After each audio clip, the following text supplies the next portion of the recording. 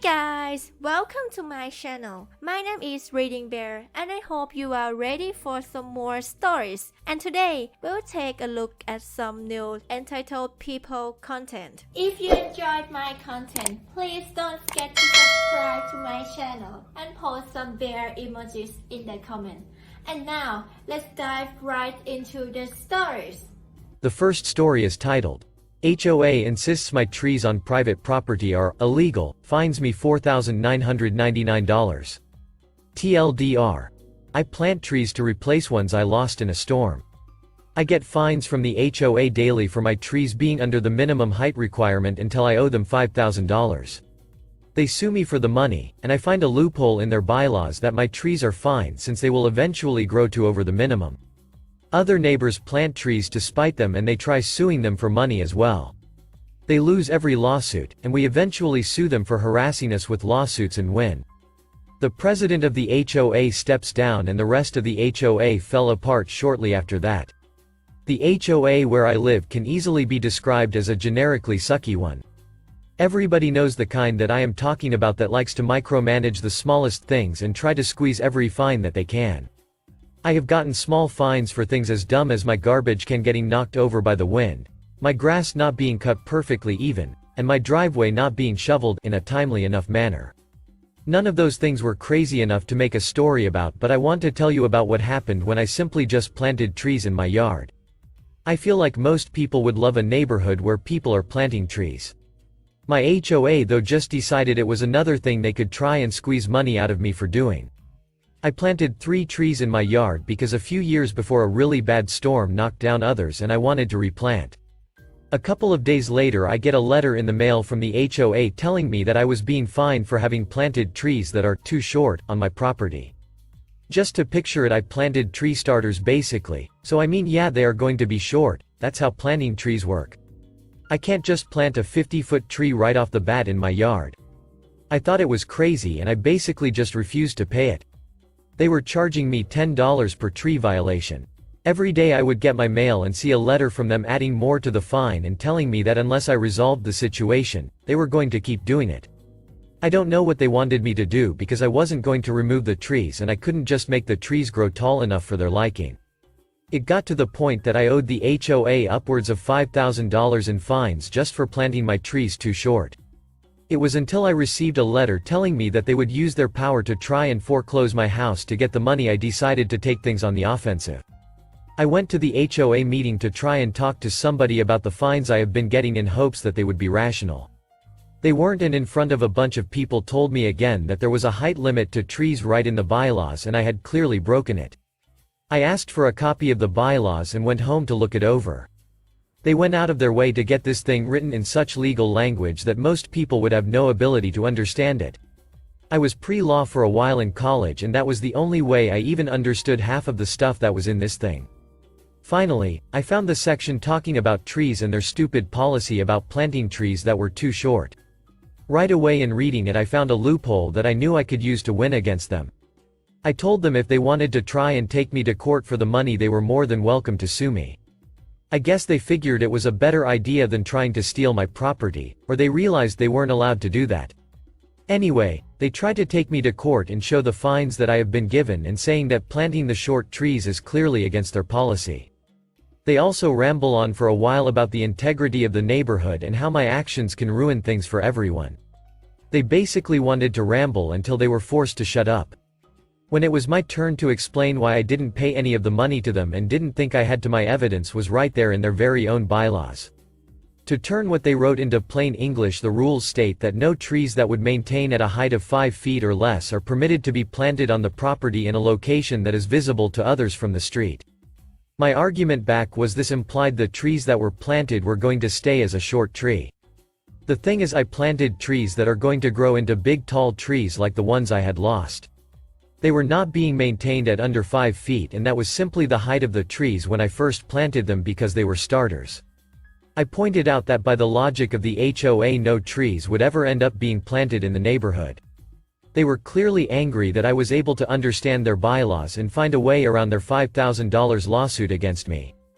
The judge told them that I was right, and as long as I could prove, I easily could, that they were a type of tree that would grow much larger, I was not in any type of violation. I think the rule was really meant to stop people from using mini trees as a type of fencing, but the current HOA just took anything in the bylaws to try and fine people. The fact I had went up against the HOA and won though spread around the neighborhood. The thing is, I was not the only person that was angry at the HOA and getting fined for crazy and stupid things. As sort of a revenge to the HOA, I noticed other neighbors planting trees on their property that before would have been deemed as too short. Some planting trees that would grow large like mine, and others planting trees that would grow to be just a little bit over what the bylaws didn't allow. It also caused more people to try and dissect what the rules were and find other ways to get around them and get out of their fines. The HOA actually tried to open several more lawsuits against the neighbors for breaking rules that didn't exist, and every single time they got shut down and lost. Finally, we make a class action lawsuit against the HOA for abuse of power and constantly trying to sue us for no reason. This lawsuit ends up with the HOA president having to step down and nobody wanting to take his place. Then the rest of the HOA falls apart and gets fully disbanded. All of this chaos over the fact that they wanted to charge me $5,000 for planting a few trees in my own yard. I hope somebody will learn a lesson from all this to just leave people alone if they aren't hurting anybody. Garbage bins fall down, grass gets a little uneven, and trees don't magically get planted as fully grown giants.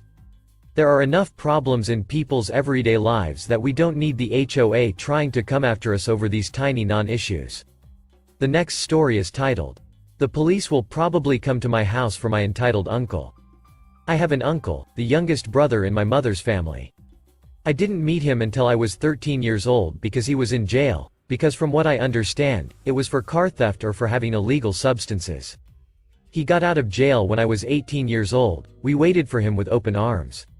I regretted giving him a chance to have a relationship with him, because after my dad died, he stole his machine tools and his power source to weld metal and pawned them with several friends to get his drugs. I had threatened him that he would lose the house in 3 months. My mom told me to shut up and not do anything. Don't get us in trouble, leave it now. He took my grandmother, her 87-year-old mother, out of the house where she lived, keeping the furniture that my parents and grandmother bought and many other things. The last nail for me was the death of my baby. Although it was his son and the drug addict woman with whom he met in my grandmother's house. I say that he is my baby because I took care of him from when he was a newborn to 6 months. He had died because the two of them neglected him. My family, especially my mother and I, we regret going to the capital to accompany my grandmother to their chemotherapies. We bought everything for that poor boy, and he spent a lot of time in our house, simply because they were the parents. We couldn't take him with us. If I had had the slightest clue that this had happened, I would have stayed at home. Did they go to jail for that? Don't say anything, op. Better go home, my mom's words. My brothers had to take me home, because they knew I would say everything. I can go on all day. The children of the woman with this and my uncle have the same attitude. I don't know what the hell happened, because I was at my boyfriend's parents' house with him, and they don't want to tell me, because they know what I think and say. We just hope now that they don't come to my mom's house so that the police come to do what is called in Mexico a search of my whole house, because one of the sons of the woman my uncle is with received a shot outside my house. It's the only thing I know.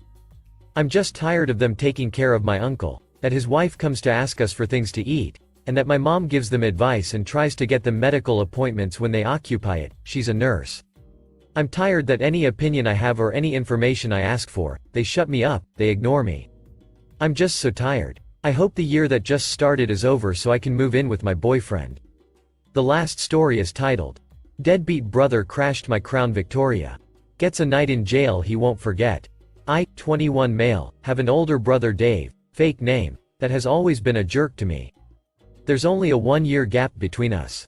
But he liked to beat me up when we were kids, and he always acted like anything that was mine was also his. He was also somewhat the golden child, which made me miserable. So, no surprise I moved out at 18. My uncle is a now retired police officer, and he took me in after I left home. He even hooked me up with a decommissioned Crown Vic. I absolutely love that car. I don't know why, but Dave hated the fact I had that car. He drove 3 beater cars into the ground while my Crown Vic kept chugging along. Well, after his 3rd beater finally died when he drove it into a pole, he asked to borrow my car. I had a bad feeling and said I wasn't gonna do that. He called me entitled and said he needed a car to get to work. I told him to take the bus because I know how he drives, and my Crown Vic was off limits. My parents called me after that and told me to just lend him my car. I said I won't no matter what they say. I rely on the car and need it as well since it's my personal transportation. Dave wasn't the only one in the world with a job he needed to get to. My uncle congratulated me for standing up to them and gave me a high five. A few days later when I got off work the car wasn't where I parked it.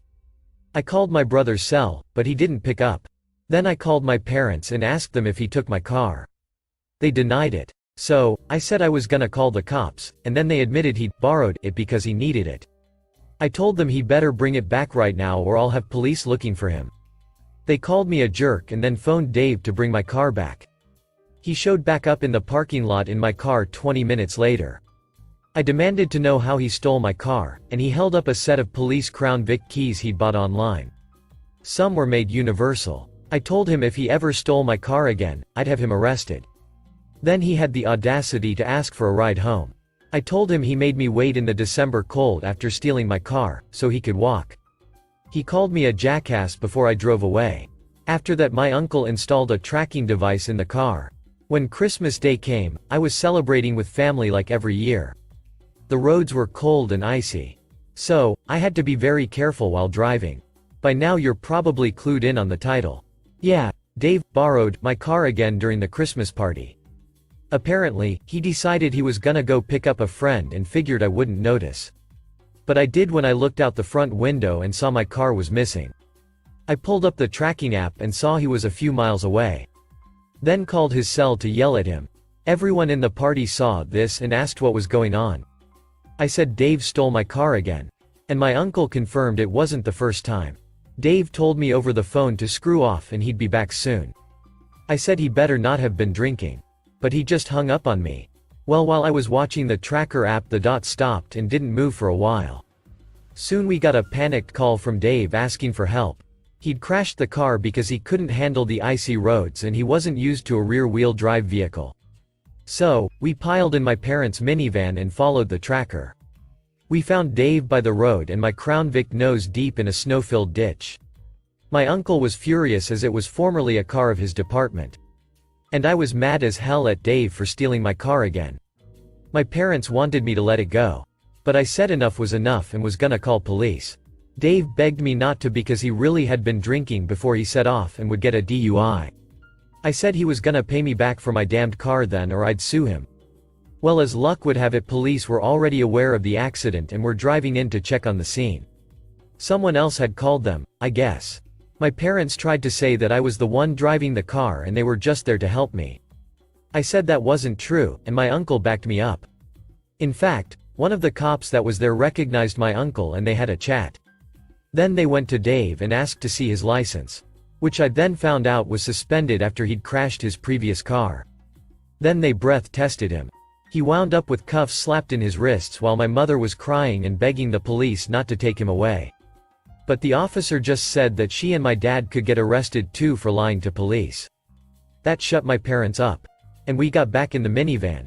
The Christmas party was ended early, and my parents drove me and my uncle home since he rode with me. They didn't say much to either of us the whole drive, and just sped away as soon as we were out of their van. They nearly slipped off the road themselves doing that. My brother was let out of jail the next day. And he looked so scared that he was practically crying. The cops there had roughed him up a bit while talking about prison and the BS they'd seen go on there. Dave had actually pissed himself during that and they let him take a shower. That's when my uncle started cracking up and revealed to us that his friends in the department never filed the DUI and just the charge for the suspended license. Which was about a $600 fine. My uncle said he just wanted to teach Dave a lesson. And this would be the one and only time he'd ever get his help. Dave then apologized to me and said he'd pay to have my Crown Vic fixed and would never touch it again. When it got pulled out of the ditch, the front end damage was actually minor. It needs a new front bumper, a headlight, and a grille. The damage was just superficial, thankfully. My parents have pretty much glossed over the whole incident and act like it didn't happen. Dave gave me the extra Crown Vic keys he'd bought online and said this has taught him a lesson he won't soon forget. Edit. Okay guys. I'm kinda tired of so many griping about how my uncle broke the law by keeping my brother's DUI from ever being filed. I did not consent to that. I did not want him to do it. But by the time I found out, it was already done. My uncle isn't a bad person. He was actually a great cop that believed in people getting second chances. And he was thanked for that many times. Last year I saw a random man recognize my uncle and thank him for putting him on the straight and narrow some years ago. My uncle also detests racism, as do I. I won't deny the cover-up of the DUI by the department was wrong. And I have no idea how they did it. But it's already done. I no longer care about that. My brother willingly paid in full for the repairs to my car. And he's keeping out of trouble. I know he could have hurt or killed someone. That much is obvious. But he didn't. My parents should have been arrested for lying to police too. But they weren't. But my father was arrested later anyway because he attacked a man after being called out as a narcissist. And now that situation is what is currently going on. What happened with my brother is basically done now. My father trying to cave a man's face in, I'd say, is far more important at the moment than something that happened weeks ago. I've already heard it all in the comments about police corruption, needing to get my car rekeyed or have the locks changed, or several other measures. I plan to have the locks changed or rekeyed when I can afford it. But I currently can't afford it. So, in the meantime I'm getting a kill switch and a steering wheel club. Thank you for listening.